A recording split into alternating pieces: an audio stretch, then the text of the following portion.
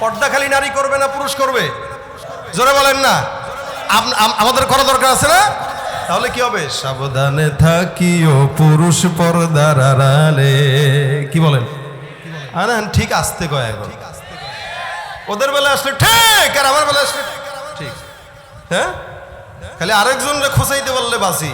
কেউ হুজুর এতদিন খালি সব হুজুরেরা নারীদের পর্দার ওয়াজ করছে, আপনি পুরুষের পর্দার ওয়াজ পাইলেন কই? এজন্য পুরুষ আর নারী উভয়ের পর্দার কথা বলা দরকার আছে না নাই? আমরাও আমাদের নজরের হেফাজত করব, তারাও তাদের নজরের হেফাজত করবে, এটাই আল্লাহর বিধান। হ্যাঁ মুসলমান, খুব বুঝবেন। মানুষ এই কারণে আল্লাহ পাক বলেন নজরের হেফাজত করো, রাসূল বলেন নজরের জেনা হইল দেখা।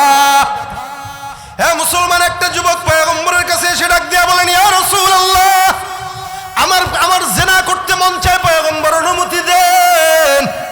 আল্লাহ রাসূলের সাহাবা আজমাইন পয়গম্বরের পাশে ঘেঁষা। পয়গম্বর ডাক দিয়া বলতেছেন, কি বলো? সাহাবী ডাক দিয়া বলতেছেন, পয়গম্বর আপনি আমাকে জেনার অনুমতি দিন, আমার জেনা করতে মন চায়। সাহাবা আজমাইনরা বলে, এ পাগল, তুমি কার সঙ্গে কি বলো? পয়গম্বর মুহাম্মদুর রাসূল সাল্লাল্লাহু আলাইহি ওয়াসাল্লামের সামনে জেনার কথা বলতে তোর লজ্জা লাগে না? আল্লাহ রাসূল ডাক দিয়া বলেন, কেন? রাসূল করিম সাল্লাল্লাহু আলাইহি ওয়াসাল্লাম ছিলেন হাকিমুল উম্মত, উম্মতের ডাক্তার। এই পুরুষটার জেনা করতে মন চায়, আমি রাসূলের কাছে অনুমতি চাই। আল্লাহ রাসূল বলেন, সাহাবা আজমাইন চুপ থাকো, তাকে বলতে দাও। রাসূল করিম সাল্লাল্লাহু আলাইহি ওয়াসাল্লাম সাহাবীকে ডাকলেন, কাছে ডেকে ডাক দেয়া বলেন, বলো তোমার কি মন চায়? বলো হুজুর জেনা করতে মন চায়। জেনা তো করতে মন চাবেই, বিয়ে করছে? বলে না। সমাজের ভিতরে অসংখ্য যুবকরা আছে যারা বয়স হয়ে গেছে 35, মাগার বিয়া করে না। কারা কারা আছেন হাত তুলেন? হাত তুলেন না। কারা কারা বিয়ে করেন নাই? এটা হাত তুলেন। করেন নাই কারা কারা? হাত তুলেন না। জোরে হাত তুলেন, জোরে হাত উঁচা করেন। কারা বিয়ে করেন নাই? দেখেন দেখেন কারা বিয়ে করে নাই দেখেন। এবার বয়সের দিকে একটু তাকায়েন। এখন হাত নামায় ফেলবে। হাত নামান। এই যে বয়স হয়েছে বিয়ে করেন না, এটাই তো গুনাহের মূল কারণ। আর যদি বলে বিয়ে করে না কেন? হুজুর এখনো নিজের পায়ে দাঁড়াইতে শিখি নাই, তো এই কারণে করি না। তা নিজের পায়ে না দাঁড়ায় কি বান্দরের পায়ে দাঁড়ায় নাকি সে? তা কবে বিয়ে করবে? আগে নিজে নিজে একটু গড়ি, নিজেকে নিজে গড়ি, তারপরে বিয়ে করব। কয় বছরে? যায় বছর লাগুক, বাড়ি ঘর করি তারপর। এখন বিয়ে যদি করে 35 বছরে, 35 বছর পরে মোটামুটি আরো 5-7 বছর বিয়ে করছে, করার পরে আরো 5-7 বছর খালি হানিমুনের জন্য সন্তান নেয় না। অসংখ্য মানুষ আছে এরকম করে। এখন 40 বছর পার যখন হয়ে যায়, সন্তান তো এখন আর হয় না। অবশেষে কি আর করবে? বাবা আজমির শরীফে যায় বাবার দরবারে সন্তান আনার জন্য।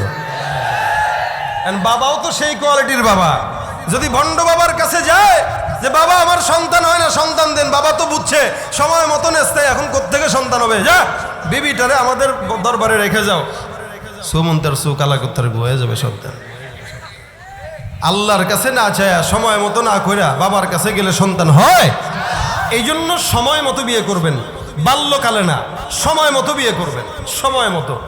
আজকে আমাকে আমার ইনবক্সে, পেজের ইনবক্সে আজকে আমি যা বলি এগুলো বাস্তব অভিজ্ঞতা এবং বাস্তব থেকে বলি, অযথা বানায় আপনাদেরকে হাসায় লাভ নাই। আসতেছি গাড়িতে, হঠাৎ করে পেজের মেসেঞ্জার চেক করতেছি, দেখি একটা ছেলে মেসেজ দেখছে যে আসসালামু আলাইকুম হুজুর, আমার বাড়ি খুলনা। আমি জানি না এই ওয়াজ যদি সে দেখে তাহলে সে বুঝবে যে আমি তারে বলতেছি। নাম আমার মনে নাই, আমি খালি মেসেজটা দেখছি। সে লিখছে, হুজুর আমার বয়স 17। কত? 17 বছর বয়স। আমি একটা মেয়েকে পছন্দ করছি, তার বয়স হলো 19। এখনকার পোলাপান খুব চালাক। কম বয়স ছেলে বয়স পছন্দ হয়েছে একটু বয়স্ক মেয়েরে, এখন হে দলিল দেয় রাসূল খাদিজাতুল কুবরাকে বিয়ে করছে না।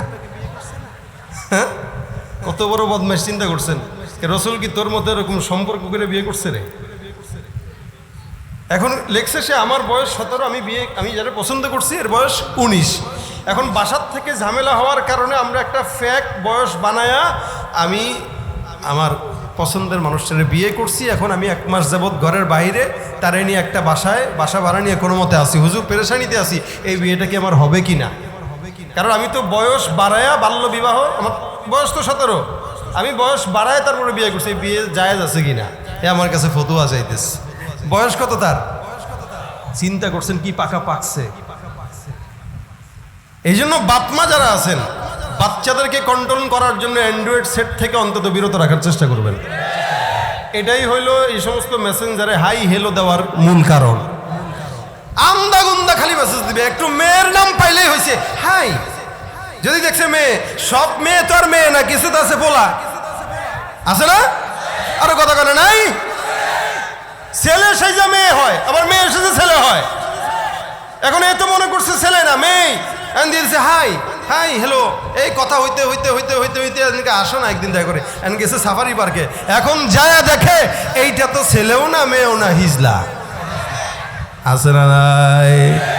লাইক কমেন্টার শেয়ারের দামটা অনেক বেশি, যে যত লাইক পায় সে হয় তত সেলিব্রিটি। কেউ বা আবার লাইক কমেন্টের ভিক্ষার ঝুলি নিয়া মাছের ছবি দিয়া কইব আমিন লেখেন মিয়া, ঠিক কিনা? জোকার মিয়া ফলোয়ারের সুযোগ কইরা দিছেন, তাই ফ্রেন্ড লিস্টে না ঝুইলা থাইকা চুপচাপ থাকবা বসে। কালা মাইয়া ধলা হইয়া প্রোফাইল দেয় ছবি, সেই ছবি দেখা যুবকগুলা হইতাছে আজ কবি। আসলে তো ফেক আইডি, সব মাইয়ার আইডি না, আর পোলায় পোলায় চলতেছে প্রেম নিজেও জানে না। এই সুবিধা ফেসবুক দিছে আর কেউ দেবে না। আমগো দেশে কি, আমগো দেশে ফেসবুক আছে আমরা বলদ না, আরে আমগো দেশে ফেসবুক আছে আমরা বলদ না, ঠিক না? ধরা খাইছেন নি কেউ? হাত তুলেন তো একটু। খাইলেও তো বলবে না, এটা তো অসম্মানের জিনিস বলা যায় নাকি আবার? এজন্য বাচ্চাদের কাছে অ্যান্ড্রয়েড সেট দিতে একটু চিন্তা করবেন। যাদের সন্তান আছে খবরদার, এদেরকে কি করতেছে না করতেছে এটা আপনার তদারকিতে রাখবেন, নাহলে 17 বছর বয়সে 20 বছরের মাইয়ারা বিয়ে করে ঘরে ঢুকায় আনবে। আল্লাহ হেফাজত করে, বলেন আমিন। কথা হইল এটা রাসূল করিম সাল্লাল্লাহু আলাইহি সাল্লামের কাছে যুবক ডাক দিয়া বলে, ইয়া রাসূলুল্লাহ আমাকে জিনা করার অনুমতি দেন। পয়গম্বর ডাক দিয়ে বলে, সাহাবী বিয়ে করছো? বলে না হুজুর বিয়ে করি নাই। তোমার জিনা করতে মন চায়, ব্যভিচার করতে মন চায়?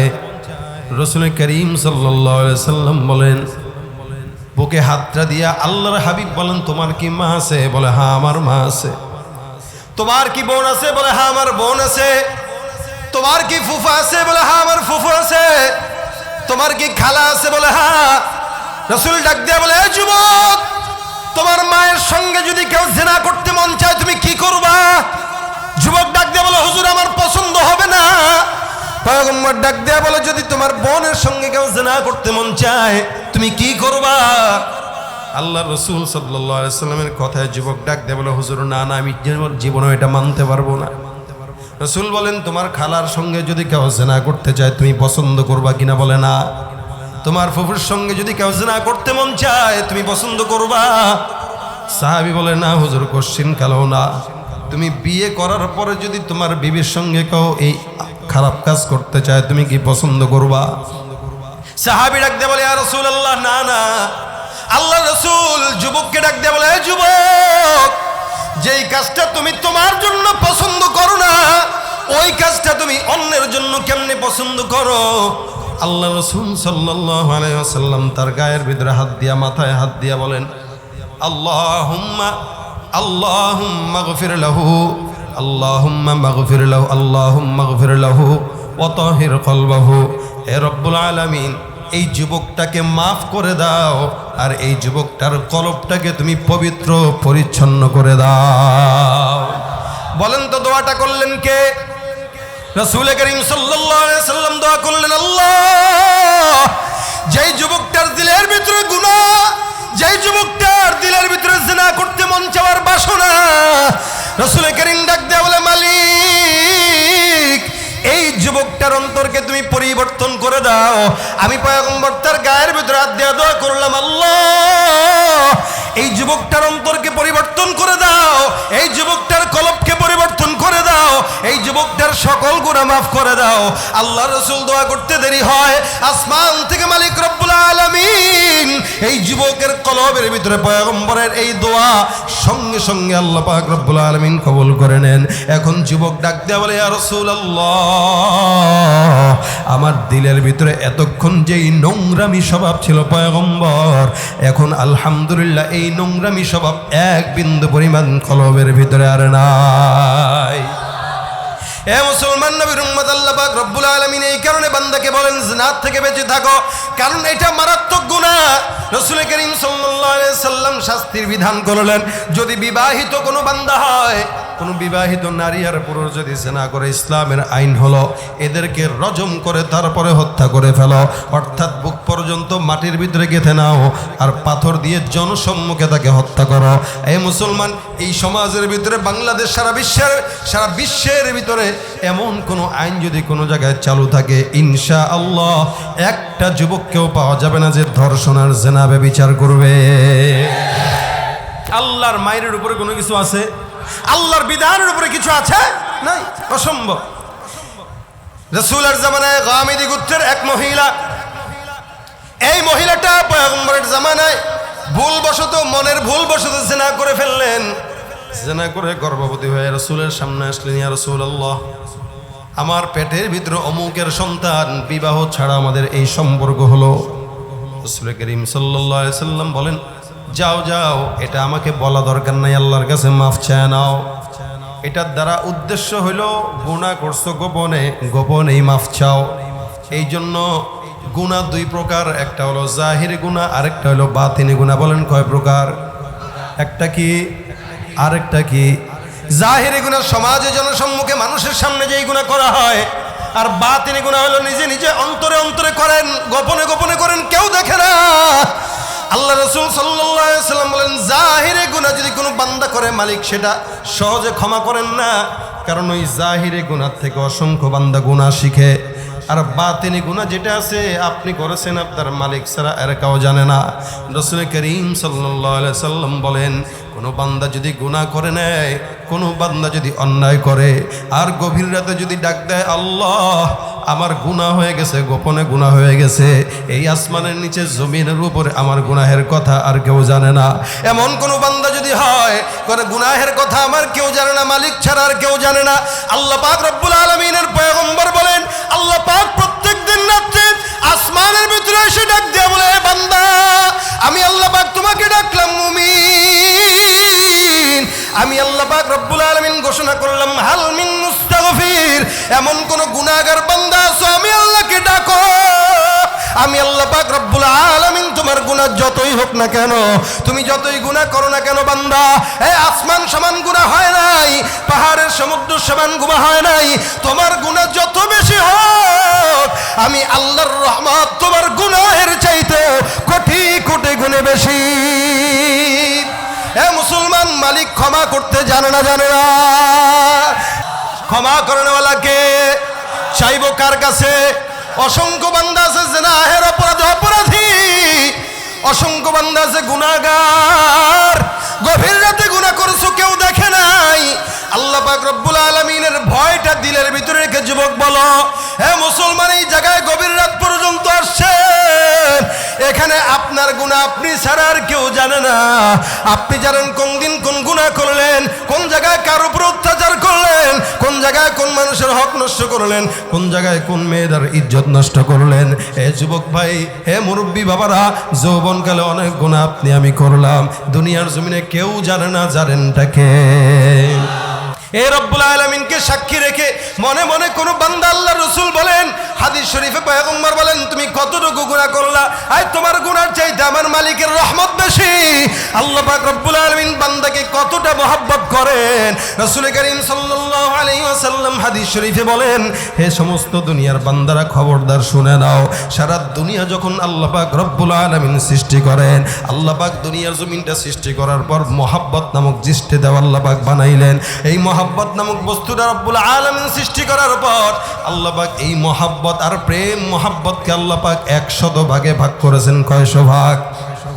জোরে কয় না কেন? কষ্ট হইতেছে? মহব্বত নামক বস্তুটাকে কয়শো ভাগে ভাগ করলেন?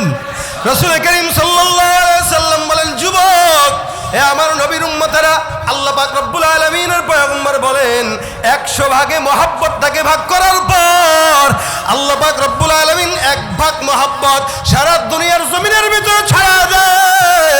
1 ভাগ মহব্বতটা মানুষের ভিতরে দেন, 1 ভাগ মহব্বতটা গরু ছাগলের ভিতরে দেন, 1 ভাগ মহব্বতটা আল্লাহ পাক আসমান জমিনের ভিতরে দেন, 1 ভাগ মহব্বত তরুলতার ভিতরে দেন, অর্থাৎ 1 ভাগ মহব্বত ফেরেশতাদের ভিতরে দেন। আল্লাহ পাক সারা দুনিয়ার মহব্বতের ভিতর থেকে 1টা ভাগ মহব্বত সারা দুনিয়ার মানুষের জন্য ছড়ায় দিয়া আল্লাহ রসুল বলেন বাকি 99 ভাগ মহব্বত আমার পয়গম্বর আল্লাহর রসুল বলেন আল্লাহ পাক শুধুমাত্র বান্দাকে ক্ষমা করার জন্য তার দিলে রেখে দিয়েছেন।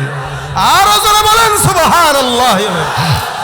এই জন্য কোন বান্দা যদি গভীর রাত্রে বলে আল্লাহ হে রব্বুল আলামিন আমি নিজেকে বলতেছি আমি গুনাহগার, আল্লাহ পাক রব্বুল আলামিন তুমি ছাড়া আর কেউ জানে না, জিনাহের গুনাহ অসংখ্য হয়ে গেল, চুরির গুনাহ হয়ে গেল, মিথ্যা কথার গুনাহ, চোখের জিনা, অন্তরের গুনাহ, কানের গুনাহ, নাকের গুনাহ। আল্লাহ পাক বলে বান্দা কোন গুনাহগার আছো আমি আল্লাহর কাছে চাও, আমি রব্বুল আলামিন চাইতে দেরি বান্দা তোমাকে ক্ষমা করতে দেরি করব না। হে মুসলমান, এই জন্য গভীর রাত্রে ডাকতে হয় কাকে? জবানটা খুলে বলেন আল্লাহ। বান্দেগানে খাসে আল্লামুল গুয়ুব দরজা জানে জওয়াসিসুল কুলুব জমিসর শবুয়ে পিরাহন শনিদি চরাদর চাহে কিনানস নদীদি। দুনিয়ার জমিনের ভিতরে মহব্বত করানোওয়ালা একজনই আল্লাহ।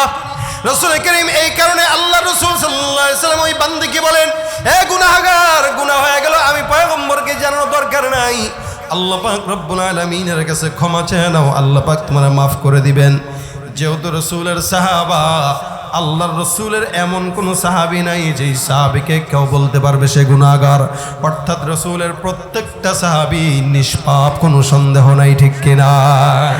নিষ্পাপ হওয়ার জন্য পয়গম্বরের কাছে যায় ডাক দিয়ে বলেন ইয়া রাসূলুল্লাহ আমার গুনাহ হয়ে গেল, আমাকে পবিত্র করেন তাহিরনি। রাসূল ডাক দিয়ে বলেন যাও আল্লাহর কাছে যাও। আবার আসলেন, আবার রাসূল পাঠায় দেন, আবার আসলেন, আবার রাসূল পাঠায় দেন, আবার আসলেন। রাসূল বলেন এবারে যাও, সন্তান দুনিয়াতে আসা পর্যন্ত অপেক্ষা করো। এই বান্দি চলে গেল, অপেক্ষা করতে করতে সন্তান দুনিয়ার জমিনে ভূমিষ্ঠ হইল। দুধের বাচ্চাটাকে নিয়ে পয়গম্বরের কাছে আসে আর রসুলকে ডাক দেয়া বলে ইয়া রাসূলুল্লাহ আমি চলে আসলাম। আল্লাহ রসুল বলেন দুধের বাচ্চাকে আগে মানুষ করাও, যতক্ষণ সে রুটি খাইতে না পারে, রুটি খাওয়া পর্যন্ত অপেক্ষা করো। 2 বছর পার হয়ে গেল, মহিলা আবারও হাজির। তার মানে বুঝেন গুনাহ করার পর তার তওবার অবস্থা কেমন। এই গুনাহগার বান্দি আল্লাহ পাক রব্বুল আলামিনের কাছে গুনাহকে মাফ পাওয়ার জন্য বারবার রাসূলের কাছে ছুটে আসে। শেষবার যখন পয়গম্বরের কাছে বাচ্চা কোলে নিয়ে আসে, এই বাচ্চার হাতের ভিতরে রুটি ছিল, বাচ্চাটা রুটি খাইতেছিল। আল্লাহ রাসূল সাল্লাল্লাহু আলাইহি সাল্লাম বলেন হে সাহাবা আজমাইন, এই বান্দিটা গুনাহগার, নিজেকে পবিত্র করার জন্য বারবার আমার কাছে আসে। যাও তোমরা জমিনের ভিতরে গর্ত করো, ওই গর্তের ভিতরে মহিলাটাকে ঢুকায় দাও গলা পর্যন্ত। আর দুনিয়ার জমিনের যে ইসলামের শাস্তির বিধান, জেনা যদি কোনো বিবাহিত নারী করে তাহলে তার জন্য রজমটাই হলো শাস্তি। এই বান্দি যদি আল্লাহর কাছে ক্ষমা চায় নাই তো আল্লাহ কিন্তু তারে মাফি করে দিতেন। কিন্তু যেহেতু সে দুনিয়ার জমিন থেকে পবিত্র হয়ে জান্নাত পর্যন্ত যেতে চায়, তাহলে এই মহিলার জন্য শাস্তি হলো একমাত্র রজম। পয়গম্বর সাল্লাল্লাহু আলাইহি ওয়াসাল্লাম মহিলাটাকে সমস্ত সাহাবা আজমাইনদের সামনে মাটির ভিতরে গাড়লেন। গাড়ার পর সাহাবা আজমাইনরা তাকে এতটুক পর্যন্ত গাড়লেন। আল্লাহর রাসূলের আদেশ অনুযায়ী ওই মহিলাটাকে এবার পাথর এক একটা সাহাবী হাতের ভিতরে নেয়, ছোট্ট ছোট্ট টুকরা টুকরা পাথর। পয়গম্বরের আদেশ অনুযায়ী ওই মহিলাটার মাথার ভিতরে আঘাত দিয়ে মারে। মহিলাটা এবার চিৎকার দিয়ে বলে আল্লাহ। এই এতটুকুন আঘাত দেওয়ার পর মহিলাটা একটু একটু করে দুনিয়ার জমিন থেকে বিদায় হয়ে যায়। এক সাহাবীর গায়ের ভিতরে এই মহিলাটার রক্ত ছিটকে তারপরে পাঞ্জাবির ভিতরে লাগে। ওই সাহাবী ডাক দেয়া বলেন এই তোর ধ্বংস হোক, তোর নাপাক রক্ত আমার শরীরে লাগছে। অর্থাৎ ভাবটা এমন, গুনাহগার বান্দি তোর গুনাহের রক্ত আমার শরীরে রাখছে, এটা আমি পছন্দ করি না। মায়ার নবী, দয়ার নবী সাল্লাল্লাহু আলাইহি ওয়াসাল্লাম ডাক দিয়া বলেন, এ সাহাবী, খবরদার খবরদার, জবানটা সাবধান করে তারপরে কথা বলবা। এই মহিলাটার যেই তওবা আল্লাহর দরবারে করলো, এই তওবা যদি সারা দুনিয়ার মদিনাবাসীদের ভিতরে যদি ভাগ করে দেওয়া হইতো, সমস্ত মদিনাবাসী জান্নাতে যাওয়ার জন্য যথেষ্ট হয়ে যাইত। আমার উদ্দেশ্য হইল, জিনা করার পর ইসলামের শাস্তির বিধান হইল রজম যদি বিবাহিত হয়, আর যদি অবিবাহিত হয় মিআতা জাল্লা, 100টা বেত্রাঘাত। এই সমাজের ভিতরে আজকে জিনাহের যেই প্রচলন ঘটতেছে, 1 নম্বর কারণ হইল সময় মতো বাচ্চাদেরকে বিয়ে না দেওয়ার কারণ। 2 নম্বর কারণ হইল পরপুরুষ বেপরদা চলাফেরা, সমাজের ভিতরে নারী স্বাধীনতার নামে আমার মা বোনদেরকে রাস্তায় বের করা, এটা অন্যতম কারণ, ঠিক কিনা? এই জন্য এদেরকে ঘরে ঢুকায় দেন, দেখবেন জিনা, ব্যভিচার, ধর্ষণ সব আস্তে আস্তে বন্ধ হয়ে যাবে। আর পুরুষরা আল্লাহর কথা অনুযায়ী পুরুষদের চোখের হেফাজত করুক, নারীরা তাদের কথা অনুযায়ী তাদের চোখের হেফাজত করুক, উভয় উভয় পর্দা মেনে চলবে, উভয় উভয়ের হেফাজত করবে, আল্লাহ পাক দুনিয়াতে জিনা ব্যভিচার উঠায় নিয়ে যাবে। জিনা যখন বাড়ে, সমাজে আযাব আর গজব বাড়ে, মহামারী বাড়ে। আজকে আমাদের সমস্ত কিছু গুনাহ যা চলতেছে, মা আসাবাকুম মিন মুসিবা ফাবিমা কাসাবাত আইদিকুম, এগুলো আমাদের হাতের কামাই। আমরা গুনাহ করি, আল্লাহ পাক আমাদের গুনাহের কুফল হিসেবে আমাদের উপরে আযাব দেয়। এই জন্য কয়দিন পর পর ভূমিকম্প, ঝড়, তুফান, করোনা, এইটা সেটা সব কিছু আল্লাহ পাক দেয়। আল্লাহ কেন দেন? আল্লাহ পাক আমাদের উপরে রাগ করে আছেন, যার কারণে আল্লাহ পাক আমাদের উপরে গজব দিতেছেন। এই জন্য আমি আপনাদেরকে বলি, এখানে যারা আছেন বয়স হয়ে যাচ্ছে 25, এখনো বিয়ে করেন না, গুনাহ থেকে বাঁচার জন্য বিয়ে করেন, বিয়ে দেন। আল্লাহ পাক বলেন, ওয়ানকিহুল আয়ামা মিনকুমুস সালিহিন মিন ইবাদিকুম ওয়া ইমাইকুম ইয়াকুনু ফুকারা আয়ুগনিহিমুল্লাহু মিন ফাদলি। বিয়ে করো, বিয়ে দাও যদি গুনাহ থেকে বাঁচতে চাও। আর যদি তোমরা গরিবও থাকো, আল্লাহ পাক রব্বুল আলামিন বিবাহের বরকতে তোমাদেরকে ধনী বানায় দিবেন। আচ্ছা, ইয়াকুনু ফুকারা, যদি ফকির থাকো, যাদের চাকরি নাই, বুঝেন, যাদের চাকরির কারণে যারা বিয়ে করতে চান না, এদের জন্য বলি, চাকরি নাই, গরিব আছেন, তো বিয়ে করেন। চাকরির ফয়সালা করবে কে? আল্লাহ। বিয়ে করেন, বড়লোক হয়ে যাবেন, বিয়ে করেন, বরকত দিবে। কারণ আপনি যখন একা, তখন আপনার রিজিকটাও একা। যখন আপনার কাছে অন্য মেয়ে আসলো, সে তার রিজিক নিয়েই আপনার ঘরে আসলো। যখন একটা সন্তান হইল, সন্তানও তার রিজিক নিয়েই আপনার ঘরে আসলো। রাসূল বলেন, আর রিজকু মাকসুম, প্রত্যেকটা মানুষের রিজিক এটা আল্লাহ পাক নির্দিষ্ট করেই রেখেছেন। আর এই জন্য যখন সন্তানও হবে, কোনো ভয় নাই, যতগুলো মন চায় ততগুলো সন্তান নেন। কারণ আল্লাহর হাবিব অন্য হাদিসে বলেন, 3 জনের খাবার 4 জন খাইতে পারে। সন্তান একটা, আপনার বিবি একটা, আপনি একটা, আপনাদের 3 জনের খাবার। যখন ঘরের ভিতরে যদি আপনি অভাব মনে করেন, কোনো অভাবের দরকার নাই। রাসূল বলেন, এই 3 জন হয়ে গেছো, এই 3 জনের খাদ্য যদি ঘরে রান্না হয়, এটারে 4 জন খাইতে পারবে। তার মানে রিজিক বাড়লো না কমলো? এজন্য বিয়ে করেই দেখেন। আমি বিয়ের তারগিব দিচ্ছি এই কারণে, সমাজে বিয়েটা যত কঠিন হবে, জিনা তত সহজ হবে, আর বিয়ে যত সহজ হবে, জিনা তত কঠিন হবে। এই কারণে যুবকরা যারা বিয়ে করে না, এরা আজকের ওয়াজে খুব খুশি, ঠিক না? এদের ইচ্ছা মনে মনে, শীতকাল আসতেছে তো একটু বিয়ে শাদী করা দরকার। আমিও বলি, যাদের বয়স হয়ে গেছে, শীতকাল আসতেছে, বিয়ে করে ফেলেন, এটা একটা সুন্নাত। এখন আমাদের সমাজে একটা জিনিস দেখা দিছে, সেটা হইলো বিয়ের কথা বললে কয় এটা লজ্জা নাই, লজ্জা নাই বলে না। এদিক দিয়ে আরেক মেয়ের সাথে টাঙ্কি মারে, ওইটা মায়ের কাছে বলে, বাবার কাছেও বলে, ওইটা বলতে লজ্জা লাগে। লজ্জা লাগে না, আর বিবাহ করবে এটা বলতে লজ্জা লাগে। আজীব অবস্থা। যেটা সুন্নাত এটা পালন করবে, এখানে লজ্জা, আর যেটা আকাম করে ওইটা পালন করতে কোনো লজ্জা নাই। বা যেমন চেমনে বলতেস অবস্থা এমন। মার্কেটে গেলে দেখবেন জোড়ায় জোড়ায় বসা, আমাদের দেশে আছে না নাই? মার্কেটগুলো, পার্কগুলোতে বসার উপায় নাই, ভালো মানুষ যাওয়ার উপায় নাই, সব জোড়ায় জোড়ায়, সব জোড়ায় জোড়ায়। এখন আপনি একটা ভদ্র মানুষ গেলেন, আপনি মুরব্বী হিসেবে যদি বলেন, বাবা তোমরা কি করতেছো, হ্যাঁ আপনি আমাদের পার্সোনাল জিনিস এভাবে দেখছেন কেন? হ্যাঁ আমরা এখানে বসছি, গল্প করছি, দেখছেন অবস্থা?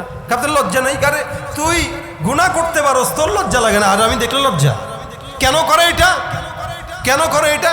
এটা করে হচ্ছে সময় মতো বিয়ে দাঁড়ার। আজকে দেখলাম একটা ওই লালমনিরহাটটা, উত্তরবঙ্গে কোন জায়গায় একটা পুলিশের সুপার এসপি বলতেছেন যে যদি ক্লাস টাইমে কোনো স্কুল ছাত্রীকে স্কুলের ড্রেস পরা অবস্থায় রাস্তাঘাটে দেখা যায় কোনো পুরুষের সঙ্গে, সাথে সাথে জেলখানায় দিয়ে দেব। এইটা সারা বাংলাদেশে হওয়া দরকার। কোনো স্কুলের ড্রেস পরে কোনো কলেজের ড্রেস পরে কোনো জায়গায় যদি ডেটিং করতে দেখা যায়, হয়তো জেলখানায় নেন, নয়তো বিয়া দিয়া দেন। কি ঠিক না? জোড়ায় জোড়ায় দেখলেই কি? রমনা পার্কের গাছের গোড়ায় বসছে ওরা জোড়ায় জোড়ায়, যায় না চেনা মানুষ না পশু, ওদের আচরণ চলা ফেরায়। রমনা পার্কের গাছের গোড়ায় বসছে ওরা জোড়ায় জোড়ায়। ঠিক না? আমরা বসতে চাই না, দেখতেও চাই না, আমরা চাই জেনা থেকে বাঁচতে। রাসূল বলেন শুধু জেনা মেলামেশা করলেই হয় না, চোখের জেনা দেখা, কানের জেনা, অন্য নারীর কণ্ঠ শোনা। এই কারণে আল্লাহ পাক বলেন, ইয়া নিসা আন-নবিয়্যি লাস্তুন্না কাআহাদিম মিনান নিসা ইন ইত্তাকাইতুন্না ফালা তাখদা'না বিল কওল। আল্লাহ পাক রব্বুল আলামিন রাসূলের বিবিদেরকে ওই কথা বলেছেন, তোমাদের সঙ্গে যখন কোনো পুরুষ কথা বলবে, পর্দার আড়াল থেকে কথা বলো, কর্কশ ভাষায় কথা বলো। আসসালামু আলাইকুম কোনো পুরুষ ফোনে বলছেন, ওয়ালাইকুম আসসালাম, হ্যাঁ বলুন। যখন এভাবে জবাব দেবে কোনো নারী, পুরুষ বলবে বাপরে বাপ কি দাজ্জাল নারী মনে হয়। কি ঠিক না? আর যদি বলেন ওয়ালাইকুম আসসালাম, জি বলুন কে বলছেন, তাহলে পুরুষ চিন্তা করবে হায় হায় এত মিষ্টি কণ্ঠ, এটা কাম হইছে। এজন্য আল্লাহ পাক কি বলছেন, ফালা তাখদা'না বিল কওল ফায়াতমা আল্লাযী ফী কলবিহি মারাদ।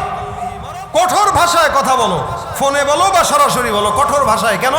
হয়তো যার সঙ্গে কথা বলতেছো এরে শয়তান ধোঁকা দিবে, তোমার প্রেমে পড়ে যাবে। এই কথা বলছেন কে?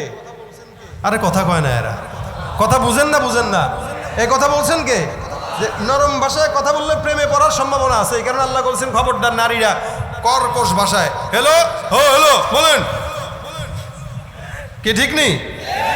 ঘরের বিবি যদি কোনো সময় ভাইয়ের সাথে কথা বলে শিখাই দিবেন, খবরদার চিকন কণ্ঠে বলবে না, হ্যাঁ ভাইয়া বলেন তো কি বলবেন। এখন ভাইয়া বলবে বাপ রে বাপ, এর কণ্ঠ শুনতে ভালো লাগে না, ফোনও দিব না। ঠিক না? নিজের হেফাজত নিজের করা লাগবে। ফায়াতমা আল্লাযী ফী কলবিহি মারাদ, কারণ আমাদের কলব ভালো না, আমাদের নারীর কণ্ঠ শুনলে আমাদের অস্বস্তি হয়।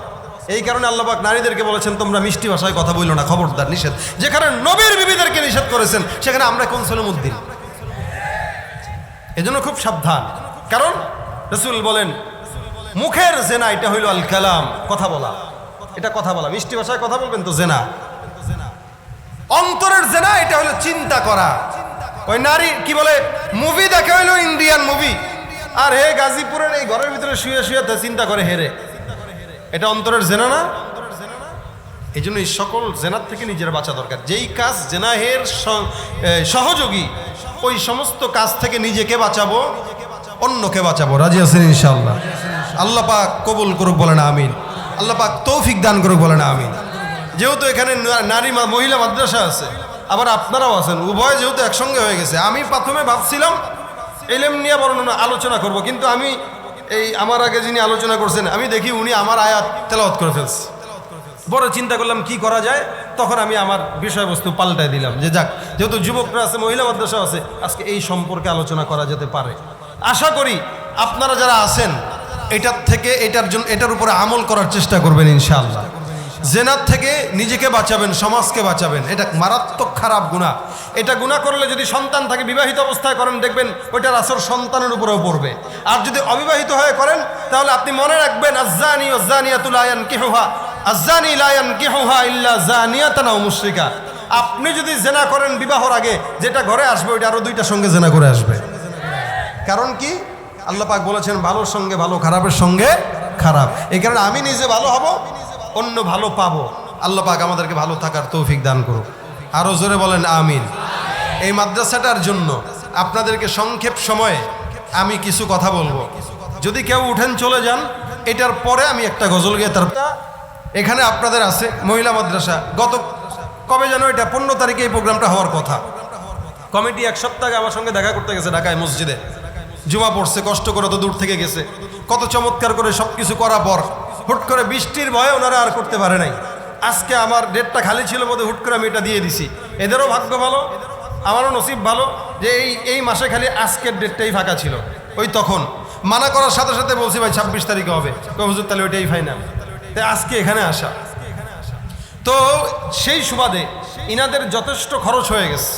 আপনারা মাদ্রাসার তরফ থেকে, যেহেতু মাদ্রাসার জন্য একটু সহযোগিতা করতে নগদ 1000 টাকার নোট কারা কারা আনছেন, এই টাকাটা এখানে স্টেজে পাঠিয়ে দিবেন, অথবা কেউ যদি থাকে মাদ্রাসার তরফ থেকে ভিতরে যাবে, তারা যেতে পারে, তাদের হাতে আপনারা টাকা দিবেন। এমন কেউ আছেন যারা 1500 নগদ দিবেন, একটু নাম লেখাবেন অথবা এই জায়গায় পাঠিয়ে দিবেন মাদ্রাসাটার জন্য। বিশেষ করে আপনাদের যারা মেয়েরা আছে, মাদ্রাসায় টাকা দিলেই সব কিছু হয় না, এই মাদ্রাসায় আপনাদের মেয়েদেরকেও শিক্ষার জন্য পাঠিয়ে দিবেন। এই যে আমাদের মুরব্বী বলেছেন একটা দামি কথা, যে একটা দ্বীনি শিক্ষায় শিক্ষিত নারী উপহার দাও, সমাজটা দ্বীনি শিক্ষার আলেমদেরকে উপহার পাবে। এটা অনেক দামি একটা কথা। তাহলে শিক্ষিত মা না, দ্বীনি শিক্ষা শিক্ষিত মা।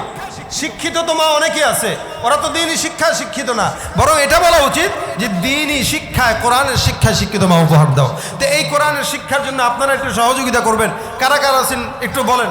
আর কমিটিটা কই, কিভাবে? আমি তো কালেকশন জানি না, আমরা বলছে হুজুর আপনি একটু খালি বললেই হবে, আপনি বললেই বলে দিবে। এখন আমি দেখি নগদ কেউ আছেন? এই 1000 2000 করে কেউ থাকলে একটু নগদ বলেন। আবুল কাশেম ব্যাপারী 2000 টাকা, আলহামদুলিল্লাহ বলেন। আল্লাহ পাক তার দানকে কবুল করুক, বলেন আমিন। আর কে আছেন? আমি তো গাজীপুরে অনেক মাহফিল করেছি, গাজীপুরে চাওয়ার সাথে সাথে কেউ দেরি করে না, দিয়ে দেয়। এই এলাকার মানুষদের অবস্থাই ভিন্ন, কিন্তু আপনাদের অবস্থা দেখতেছি ভিন্ন। আপনারা মনে হয় একটু কৃপণ টাইপের। আকলিমা শরীফুল ইসলাম, হাফেজ তরিকুল ইসলাম, মাশাআল্লাহ, উনি 1000 টাকা নগদ, আল্লাহ পাক কবুল করুক। আকলিমা কত? 1000। আকলিমা নামে এক মা, এক বোন 1000 টাকা দিছে। আর কে? এইখানে কে আছেন মাদ্রাসার জন্য দিবেন 1000 5000? কেউ নাই আপনারা? 1000 5000 10000 এরকম করে যদি কেউ থাকেন, মাদ্রাসাটার জন্য একটু হাত উঠান না। মাদ্রাসার জন্য হাত উঠান, যারা চলে যাওয়ার তারা চলে যান। আমরা শেষ ম্যাচ ইনশাল্লাহ একটা সঙ্গীত গিয়ে তারপরে যাবো ইনশাল্লাহ। যদি শুনতে চান তা বসেন, আর না শুনতে চাইলে ভাগেন, সোজা কথা। আর কেউ থাকলে 1000 2000 একটু দেন। আর এই মিডিয়ার ভাইদেরকে বলি, আমি যে গজলগুলো গাই, চ্যানেল ঠিক রাখার জন্য এই গজলগুলো আপনারা দিয়েন না, কারণ এগুলো হলিটিউন থেকে এগুলো ক্লেম দেওয়া থাকে, অটোমেটিক আপনারা ক্লেম পেয়ে যাবেন, চ্যানেল নষ্ট হয়ে যাবে। এজন্য বয়ান দিবেন, কোনো গজল দিতে পারবেন। কামাল সাহেব 1000 টাকা, আল্লাহ পাক ওনার দান কেউ কবুল করুক। হ্যাঁ, আর কে আছেন? আর কে আছেন? 1000 500 2000। আর কেউ থাকলে একটু হাত উঠান। আছেন কে? এই ভিতরে কেউ ঢুকা দেন। কি ব্যাপার, আপনাদের কেউ নাই? টাকা যা কি আমার বেশি নাকি? একটু কেউ কেউ এই ব্যাগ কাদেরকে দেওয়া আছে? এরা কই? ব্যাগ কাদের কাছে? ব্যাগ কই? ব্যাগ কই? এরা দেখছো কি অলস, এরা এখন উঠে। চালু চালু, ভিতরে ভিতরে ঢুকে যান। আপনারা 1 টাকা 2 টাকা 5 টাকা যা পারেন। এরপরে আমি ইনশাল্লাহ এই যে আমার মুরব্বীর কাছে আসব। উনি আজকের মাহফিলের একজন মুরব্বী, উনি আসছেন, কথাও বলছেন, অনেক চমৎকার, পছন্দ হয়েছে আলহামদুলিল্লাহ আমাদের। আমরা বিশ্বাস করি উনি মাহফিলে মাদ্রাসার জন্য বড় একটা অঙ্ক এখানে দিবেন ইনশাল্লাহ। যতটুকু বুঝলাম উনি দিনের এই কাজগুলোতে থাকেন, এবং উনি বলছেন যে আপনারা ওনাকে দাওয়াত দেন, এই কারণেই দেন যে উনি থাকেন। ইনশাল্লাহ উনি দিবেন, তবে প্রধান অতিথিরা উনারা পরে দেয়। আপনারা টাকা শেষ করেন ছোটোখাটোটা, তারপরে ইনশাল্লাহ উনারা দিবেন। কে আছেন আর? কে আছেন আর? একটু হাত তুলেন। আর কেউ থাকলে হাত উঠান। আর নগদ যারা গেছেন, নগদ যারা আছেন 1000 2000 করে একটু নাম লেখাইতে পারবেন না? দোয়া করে দেবো ইনশাআল্লাহ, আল্লাহ পাক জানে বলে বরকত দান করবে। এই মহিলা মাদ্রাসার দরকার আছে, সমাজে মহিলা মাদ্রাসার দরকার আছে প্রচুর। এটা আরো আগে দরকার ছিল, কিন্তু এখন হচ্ছে। আপনারা চলে গেলে মোনাজাত দিয়ে দিব, সমস্যা নাই, চলে যান। কিন্তু যারা দেওয়ার এরা দিয়ে দেন। আর কেউ থাকলে হাত নাম লেখান, কেউ থাকলে নাম লেখা নেন। কেউ দিছে? কেউ কথা বলবেন?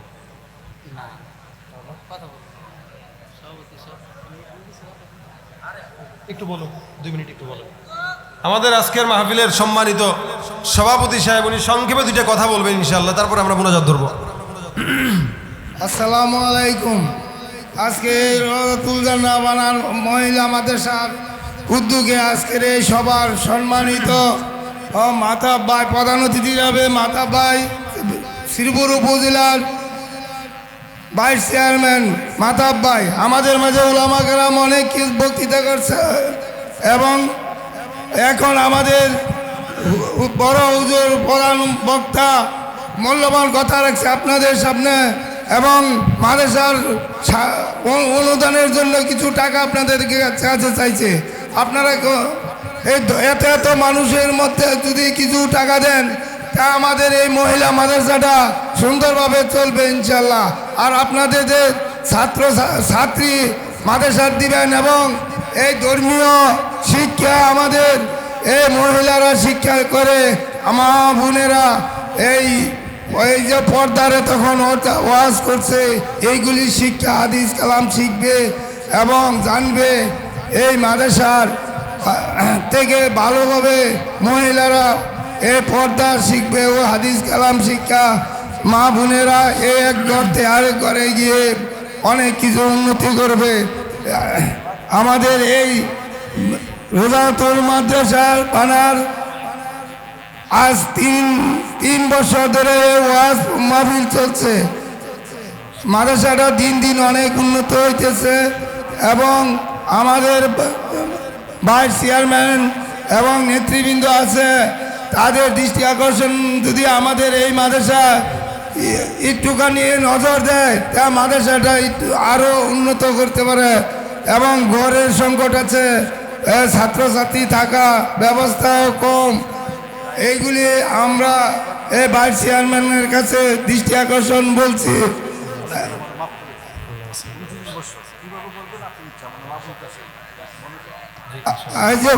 এই বলে আমি আমার বক্তব্য কেন শেষ করছি।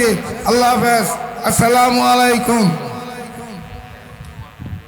এই রুমাল উঠানো হয়ে গেলে ওগুলো জিলাপি খাইতে নিয়েন না, এখানে নিয়ে আসেন। আর আমার গাড়িতে আমার লেখা একটা চমৎকার হাদিসের ঘটনা সম্বলিত, যেগুলো মানুষের গল্প ঘটনা, এগুলো মানুষের হৃদয়কে নাড়া দেয়, শিক্ষা অর্জন করায়। তো এটা আছে, আপনারা কেউ নিতে চাইলে গাড়ি থেকে নিতে পারবেন। তবে শেষ করে ইনশাল্লাহ আরেক মুরব্বী আমাদের দোয়া চেয়েছেন, আবুল কাসেম সাহেব, খুব খাস করে দিল থেকে আপনাদের কাছে দোয়া চেয়েছেন। উনি একটা বড় ঝামেলা মুকদ্দমায় পড়ে আছেন অনেক বছর ধরে, উনি দিল থেকে দোয়া চেয়েছেন। আমরা দিল থেকে দোয়া করি। এখানে মাদ্রাসায় উনি 2000 টাকা দিয়েছেন। আল্লাহ যেন ওনার ওই মুকদ্দমা থেকে ওনাকে নাজাত দান করে, বলেন আমিন। খাস করে দোয়া করবেন। এছাড়া অন্যরা যারা যে এই বিপদে আছে, আমরা সবার জন্য দোয়া করবো ইনশাল্লাহ। আল্লাহ পাক যেন আমাদের সকলকে সকল বিপদ থেকে হেফাজত করে, সকলে বলি আমিন। আপনারা এই যে ছবি তোলেন কেন, বসেন না। কি আমার ছবি কি ফেসবুক ইউটিউবে জাহান্নামে যাওয়ার জন্য আমার যে ছবি আছে সেটা যথেষ্ট? আর কত জাহান্নামে পাঠাবেন? আমি তো ইচ্ছাকৃত ছবি তুলি না, আপনারাই তুলেন, এগুলাই দেন। আপনাদের কারণে আমার জাহান্নামে যাওয়ার রাস্তা খোলা হইতেছে। এগুলো কম তুলেন। এমনিও যেগুলো ভিডিও হচ্ছে জরুরতের খাতিরে আমাদের কথাগুলো মানুষ শুনে আমল করতে চায়, এই কারণে দেওয়া। ছবিটা তো অযথা একটা জিনিস, এটা কেন তুলবো? এটা বাদ দেন, মোবাইল রাখেন। গজল শুনবেন ইনশাল্লাহ, একটা শুনবেন। সকল দুরূদ পড়ি আল্লাহুম্মা সাল্লি আলা সাইয়্যিদিনা ওয়া নাবিয়িনা ওয়া শাফিঈনা ওয়া হাবিবিনা মাওলানা মুহাম্মদ সাল্লাল্লাহু আলাইহি ওয়া আলা আলিহি ওয়া আসহাবিহি ওয়া বারিক ওয়া সাল্লিম। আল্লাহুম্মা আনতাস সালাম রব্বানা যালামনা আনফুসানা ওয়া ইল্লাম তাগফির লানা ওয়া তারহামনা লানাকুনান্না মিনাল খাসিরিন। রব্বানা ফাগফির লানা যুনুবানা ওয়া কাফফির আন্না সাইয়্যাতিনা ওয়া তাওয়াফফানা মাআল আবরার। রব্বুল আলামিন মাওলা, মেহেরবানি করে আজকের যেই মজলিসে আমরা দীর্ঘ সময় বসে আলোচনা শুনলাম, মালিক গো, যদি কোনো ভুল ত্রুটি থেকে থাকে আল্লাহ তুমি সমস্ত ভুল ত্রুটি ক্ষমা করে দাও। মালিক গো, মেহেরবানি করে সব আলোচনা আল্লাহ তুমি কবুল ও মঞ্জুর করে নাও। আর রব্বুল আলামিন মেহেরবানি করে আজকের মাহফিলে যারা সহযোগিতা করেছে, দান সৎকা করে, টাকা দিয়ে, শ্রম দিয়ে, মেধা দিয়ে, বুদ্ধি দিয়ে, পরামর্শ দিয়ে সহযোগিতা করেছে, প্রত্যেকের সহযোগিতা তুমি আল্লাহ কবুল ও মঞ্জুর করে নাও। রব্বুল আলামিন এই মহিলা মাদ্রাসাকে কবুল ও মঞ্জুর করে নাও। সমস্ত হাজত গাইবি খাজানা থেকে পূরণ করে দাও। আল্লাহ শিক্ষিকা, ছাত্রী সকলকে আল্লাহ পর্দার বিধান মেনে চলার তৌফিক দান করো। মা ফাতেমার মতো কবুল করে নাও আল্লাহ। আর রব্বুল আলামিন মেহেরবানি করে যে যুবকরা আজকের মাহফিলে আসলো, এই যুবকগুলোকে আল্লাহ তুমি দ্বীনের খাদেম বানায় দাও আল্লাহ। রব্বুল আলামিন মেহেরবানি করে প্রত্যেকটা যুবককে তুমি তোমার রাসূল করিম সাল্লাল্লাহু আলাইহি ওয়াসাল্লামের সঙ্গে হাসর নাসর করে দিও আল্লাহ। আয় রব্বুল আলামিন আবুল কাসেম সাহেব দোয়া চেয়েছেন আল্লাহ সমস্যা আছে আল্লাহ জর্জরিত হয়ে আছে অনেক বছর ধরে মেহেরবানি করে আল্লাহ তাকে সমস্যা থেকে আল্লাহ তুমি জামিন দিয়া দাও আল্লাহ রব্বুল আলামিন সকল প্রকার বালা মুসিবত থেকে হেফাজত করো আল্লাহ আমাদের আজকের মাহফিলের প্রধান অতিথি সভাপতি সহ আল্লাহ প্রত্যেককে কবুল করে নাও জানে মালে বরকত দান করে দাও আয় রব্বুল আলামিন যারা দোয়া চেয়েছেন আল্লাহ যারা চাইতে পারেন নাই প্রত্যেককে আল্লাহ তুমি কবুল করে নাও মনের নেক মাকাসাদে হাসানকে পূরণ করে দাও আল্লাহ হ্যাঁ রব্বুল আলামিন জানি না আজকের এই মাহফিলে আমাদের ভিতরে কাদের মা দুনিয়ার জমিনে আর নাই আল্লাহ কার যেন দুনিয়ার জমিনে বাবা নাই মালিক গো ওই মা বাবার কবরগুলো কি অবস্থা আছে জানি না আল্লাহ তাদের কবরগুলোকে জান্নাতের বাগান বানায় দাও আল্লাহ আর রব্বুল আলামিন যাদের মা বাবা বেঁচে আছে মা বাবার খেদমত করার তৌফিক দাও আল্লাহ মা বাবার সুস্থতার হায়াত দান করে দাও আল্লাহ আল্লাহ এক ভাইয়ের বাবা মারা গেছে দোয়া চেয়েছেন জান্নাত নসিব করো মা অসুস্থ আল্লাহ মাকে সুস্থতার হায়াত দান করো আয় রব্বুল আলামিন এই দেশটাকে শান্তির দেশ হিসেবে কবুল করে নাও আয় রব্বুল আলামিন সরকার প্রধান থেকে শুরু করে আল্লাহ নিম্নবিত্ত যারা আছে প্রত্যেককে আল্লাহ তুমি তোমার খাঁটি বান্দা হিসেবে কবুল করে নাও আল্লাহ আমাদের সকলকে তোমার রাসূলের সুন্নাত মোতাবেক জীবন যাপন করার তৌফিক দাও আল্লাহুম্মা রযুকনা শাহাদাতান ফি সাবিলিকা ওয়াজআল মাউতানা في بلد رسولك رب ارحمهما كما ربياني صغيرا رب ارحمهما كما ربياني صغيرا سبحان ربك رب العزة عما يصفون وسلام على المرسلين والحمد لله رب العالمين السلام عليكم ورحمة الله